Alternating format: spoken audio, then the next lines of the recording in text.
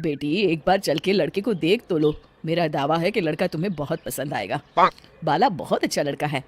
हाँ हाँ बेटी, हम लोग तुम्हारे दुश्मन तो नहीं है। किसी अच्छे लड़के से ही तुम्हारी शादी करवाएंगे ना। आखिर तू हमारी इकलौती बेटी है। अच्छा ठीक है माँ, अब ज्यादा भावुकतापूर्ण शब्दों का इस्तेमाल ना करो। मैं चलने के लिए तैयार हूँ। चलो फिर बिना देर के हम सब चलते हैं। सभी बाला के घर पहुंचते हैं। अरे क्या बात है बहन जी, अभी तक आपका बेटा नहीं आया? जी बस आता ही होगा। तभी वहाँ बाला आता है। लो जी, आ गया मेरा बेटा। ये लोग तुझे देखने आए हैं और ये इनकी बेटी नम्रता है। बाला के सर पर बिल्कुल बाल नहीं होते। ये देख नम्रता और उसके परिवार वालों की आंखें फटी की फटी रह जाती है। ये तो टकला है। हे भगवान, माँ पिताजी आप दोनों एक टकले से मेरी शादी करवाने वाले थे।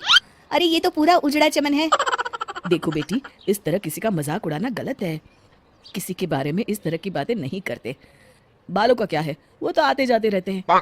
लड़का टकला है तो क्या हुआ, इंजीनियर है, अच्छा खासा कमाता है। आप चुप रहिए जी। इसकी तरफदारी इसलिए कर रहे हैं क्योंकि आपके भी सर पर बाल नहीं है। मैंने तो आपसे शादी कर ली, मगर मैं अपनी बेटी की शादी एक टकले से बिल्कुल नहीं करवाऊंगी। अरे ये क्या, कब से आप लोगों ने टकला टकला लगा रखा है? और माफ करना, तुम भी कोई हूर की परी नहीं हो। तुम लोग मेरे घर में आकर मेरी ही बेइज्जती कर रहे हो। निकल जाओ यहाँ से। हाँ हाँ तो जा रहे हैं ना, हमें भी यहाँ रुकने का कोई शौक नहीं है। नम्रता और उसके परिवार वाले उठकर वहां से जाने लगते हैं। तभी नम्रता का छोटा भाई जाते जाते कहता है, टकला, तेरा बाप टकला। और इस तरह बाला का रिश्ता टूट जाता है। फिर एक दिन सड़क के किनारे एक आदमी घूम घूम कर कंधी बेच रहा होता है। कंधी ले लो, कंधी, एक से बढ़िया एक कंघी ले लो, नए जमाने की कंघी ले लो। अरे भाई ये ले लो। घूमते घूमते वो बाला के पास पहुंच जाता है। अरे भाई साहब, कंधी लोगे क्या? ये लो। तभी उसकी नज़र बाला के सर के ऊपर पड़ती है। अरे माफ़ करना भाई साहब, आप इसे लेकर क्या करोगे? आपके सर पर तो बाल ही नहीं है। आपका तो स्टेडियम पूरा खाली है। चलता हूँ, कंधी ले लो, कंधी ले लो। कंधी वाले की बातें सुनकर बाला को बुरा लगता है। उस समय बाला को ऐसा महसूस होता है कि उसके लिए दुनिया में सबसे कीमती कोई चीज़ अगर है तो वो सिर्फ बाल है। बाला सड़क पर चलते हुए लोगों के बाल बड़े गौर से दिखता है। चलते चलते बाला एक मंदिर के पास पहुंच जाता है। हे भगवान, तुमने ये मेरे साथ क्या किया? थोड़े से बाल अगर मुझे दे देते तो तुम्हारा क्या चला जाता? सारी दुनिया मेरा मजाक उड़ाती है। अरे भैया, आज पहला इंसान देख रहा हूँ जो मंदिर आकर भगवान से अपने लिए बाल मांग रहा है। बेटा, भगवान ने तुम्हें सब कुछ तो दिया है, अच्छी सेहत है, अच्छी नौकरी है। लगता है तुम्हारी तबीयत ठीक नहीं है। घर जाओ, सब ठीक हो जाएगा। बाला वहाँ से चला जाता है। घर पहुंचकर बाला खाना खाता है और अपने कमरे में सोने के लिए चला जाता है। फिर सुबह जब बाला सोकर उठता है तो आईने के सामने अपने आप को देखकर हैरान हो जाता है। बाला के सर पर एकदम घने बाल आ जाते हैं। बाला खुशी से झूम उठता है। अरे ये तो चमत्कार हो गया, मेरे सर पर बाल आ गए। लेकिन ये हुआ कैसे? बाला अपने सर पर बाल देखकर खुशी से पागल हो जाता है और अपने घर वालों से जाकर कहता है, माँ जादू हो गया, जादू, मेरे सर पर बाल आ गए, बाल।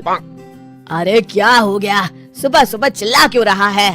पिताजी ये देखिए, एक ही रात में अचानक मेरे सर पर बाल आ गए। चमत्कार हो गया। अरे बस कर, कोई चमत्कार वमत्कार नहीं हुआ है। तेरे सर पर ये जो बाल है ना, वो नकली है। रात को मैं तेरे लिए लेकर आया था और जब तू सो रहा था तो मैंने तुझे पहना दिए थे। क्या बात कर रहे हैं पिताजी?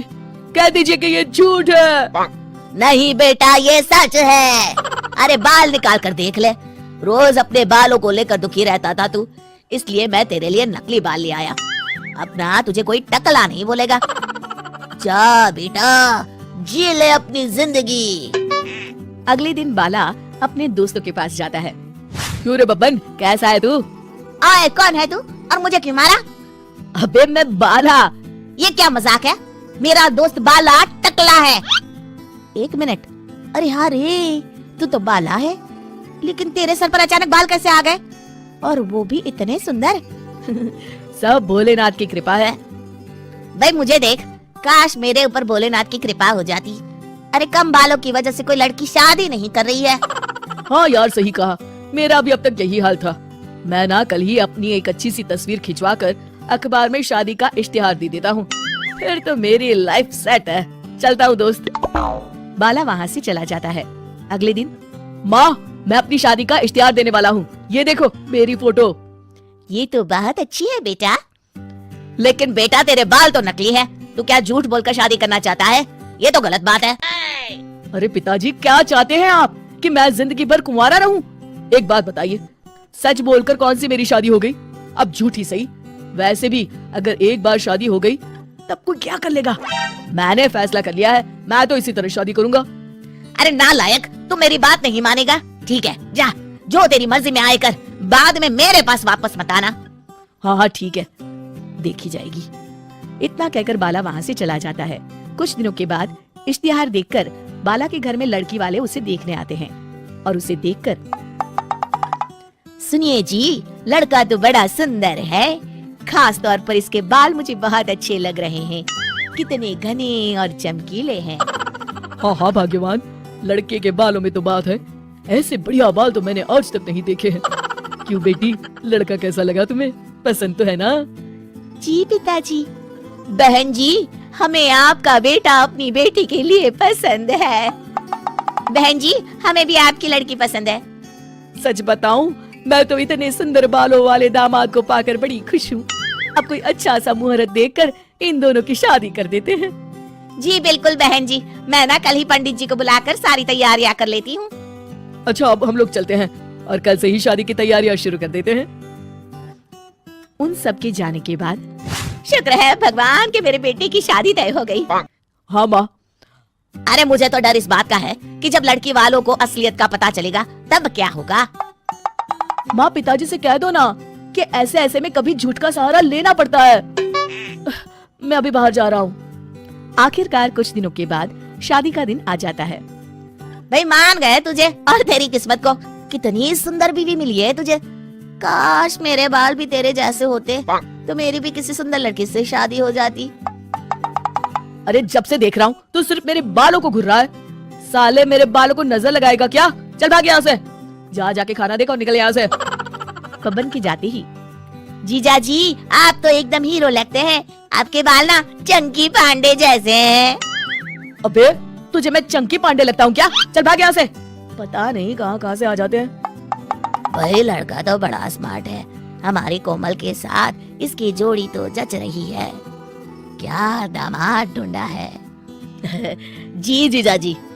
विवाह संपन्न हुआ, आज से आप दोनों पति पत्नी हैं। इस तरह बाला और कोमल की शादी हो जाती है। ये देखो भाग्यवान, हमारी शिमला की टिकट और वहाँ के होटल में हमारी बुकिंग हो गई है। अब बस तुम तैयारी कर लो, अगले हफ्ते हमारी फ्लाइट है। आप कितने अच्छे हैं जी, लेकिन एक बात बताइए, इन सब में तो बहुत खर्चा हुआ होगा ना? अरे तुम खर्चे की चिंता क्यों करती हो? आखिर मैं तुम्हारे लिए ही तो कमा रहा हूँ। चलो जल्दी से मुझे नाश्ता दे दो, मुझे ऑफिस जाना है। आप बैठिए, मैं अभी लेकर आती हूँ। तभी बब्बन दरवाजे पर आकर बाला को आवाज देता है। अरे ओ बाला भाई, अरे ओ बाला, कहाँ है भाई, जरा बाहर तो आना। अरे बब्बर तू, बाला अपने कमरे में है, तू बैठ, बाला अभी आता होगा। बैठने का टाइम नहीं है आंटी, अब बाला को बुलाइए ना, जरूरी काम है। तभी बाला वहां आ जाता है। अरे बब्बन तू इतने सवेरे सवेरे, बोल क्या काम है? और ये आदमी कौन है तेरे साथ? अभी बताता हूँ। देखिए डॉक्टर साहब, ये मेरा दोस्त है। मुझे ना मेरे सर पर इसकी तरह ही घने और सुंदर बाल चाहिए। मुझे इनके बालों को चेक करना पड़ेगा। हे भगवान, मर गया रे, अब क्या करूं? ये डॉक्टर का बच्चा मेरे बाल चेक करेगा तो सबको पता चल जाएगा कि मेरे बाल नकली है। अरे कमीने बब्बन, तेरा सत्यानाश हो। क्या हुआ बाला, क्या सोच रहा है? अरे बब्बन तू भी बड़ा अजीब है। ये सब क्या बेकार के काम करते रहता है। देख मुझे ऑफिस जाने में देर हो रही है। अरे इतनी भी क्या जल्दी है, बस डॉक्टर साहब अभी तेरे बाल चेक कर लेंगे। अरे आपकी इतनी सुंदर बाल हैं, इन्हें चेक करने दीजिए ना। मर गया रे, ये भी यहाँ आ गई, अब तो मैं गया काम से। नहीं नहीं, मुझे अपने बाल नहीं चेक करवाने, तुम जाओ अपने कमरे में। सुनो बब्बन, मुझे लगता है कुछ तो गड़बड़ है, हो ना हो जरूर इसके बाल नकली है और इसीलिए ये इतने नखरे कर रहा है। हाँ डॉक्टर, मुझे भी ऐसा ही लगता है। रुकिए मैं कुछ करता हूँ। अरे बाला तू भी यार, इतनी छोटी बात में कितने नखरे कर रहा है। ला डॉक्टर साहब को अपने बाल दिखा। अरे नहीं नहीं। अरे बस कर, क्या लड़कियों की तरह नखरे कर रहा है। आइए आइए डॉक्टर साहब। अरे नहीं नहीं, दूर हट। खबरदार अगर किसी ने मेरे बालों को हाथ लगाया है। अरे ये तो हद हो गई, आप सच में बहुत नौटंकी कर रहे हैं। अब तो मुझे सच जानना ही है। बब्बन बाला को पीछे से पकड़ लेता है। डॉक्टर साहब जल्दी आइए। और बब्बन छोड़ मुझे, मर गया रे। नहीं, अरे कोई बचाओ मुझे। डॉक्टर बाला के बाल पकड़कर खींच लेता है और बाला के नकली बाल डॉक्टर के हाथों में आ जाते हैं। हे भगवान, ये क्या, मेरा पति तो टकला है। तू तो अभी भी टकला है। अच्छा तो तू नकली बाल लगाकर सबको उल्लू बना रहा था। हाय हाय, मैं तो मर गई रे, लुट गई रे, बर्बाद हो गई। मेरी शादी एक टकले से हो गई। हाय अब मैं क्या करूं? अरे भगवान, मेरी बात तो सुनो। कुछ नहीं सुन रहा मुझे।